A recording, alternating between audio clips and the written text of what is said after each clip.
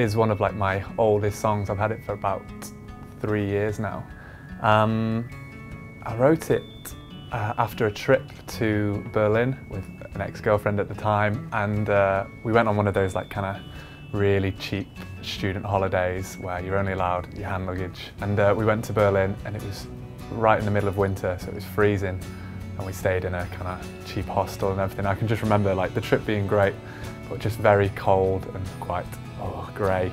And it was just the feeling of you know, flying back home, and my dad picked me up from the airport and brought me back home to my home in Stoke, and just kind of walking through the door and then just having like a log fire on, a carpet, a rug, just everything just being so nice, and all my family there. It was just great to come back to, really. And so kind of went back to Liverpool after that and just kind of started playing about with that idea of just trying to get the message across of like how lovely that was, really, how lovely it was to be home.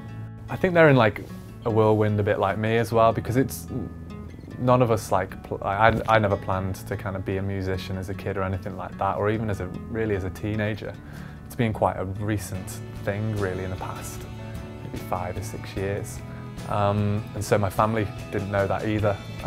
You know, I was very like focused on doing sport, and then that kind of ended quite abruptly, and then there was a quick transaction to music, and I think it was such a quick transaction that I think my mum especially was just like, "Are you sure you want to go for a career in music?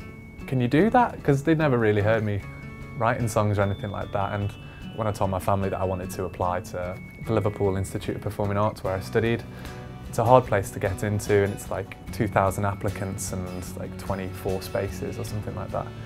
And so when I was like saying to my mum I want to go there, you know, she was just like, "Really? Are you sure?" And so it's always been quite like a, this is happening, oh okay. And you know, it's really nice to get messages from them back home just saying that they've seen sessions we've done in America, or they've seen photos of the audience, and it must be quite weird for them to kind of see a picture of like a sold out show in LA, for example, when we played the Troubadour, and just for them to receive that photo, just like, this is weird. And it's the same for me as well, you know, it's incredible over here.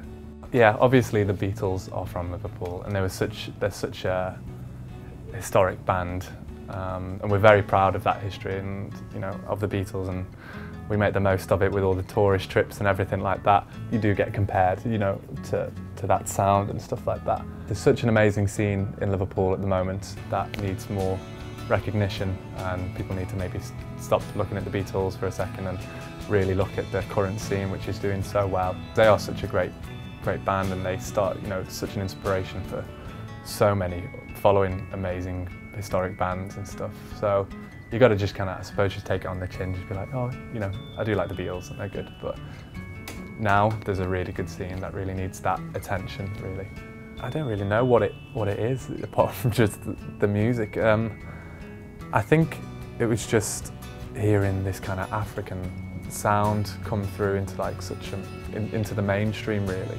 And his work with like Ladysmith Black Mambazo is just incredible, and they're such a massive influence for me. And I think also growing up as well, my mum played a lot of Simon and Garfunkel.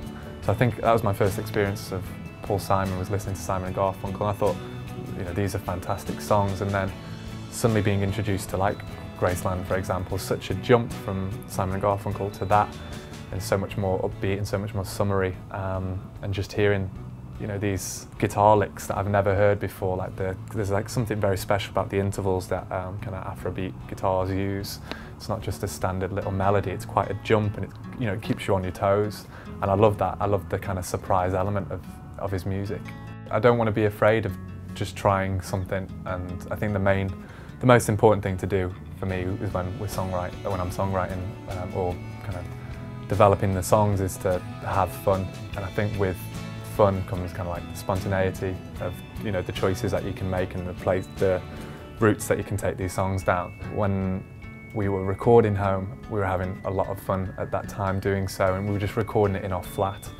And so it was a lot of good friends coming and going through our flat and stuff, and so it was like it was kind of an experience that you know, we kind of went through, and it kind of went into that song, really. I find that when I'm kind of alone, just in my room writing songs, they tend to be kind of a sadder song, or they're very stripped back, but it depends, yeah, on the people around me, I suppose. We've wrote songs in like an old abandoned primary school and stuff, like a school gym, and we had a badminton court set up next to the recording gear, and so you're able to kind of go from serious recording to listening back to it whilst playing badminton and stuff. And whilst you're playing, you kind of go, wouldn't it be funny if we did this or went down that? And you try it, and like don't kind of like I try not to be afraid of just trying something. If it doesn't work, it doesn't work, but at least you know that you've tried it and you've gone for it.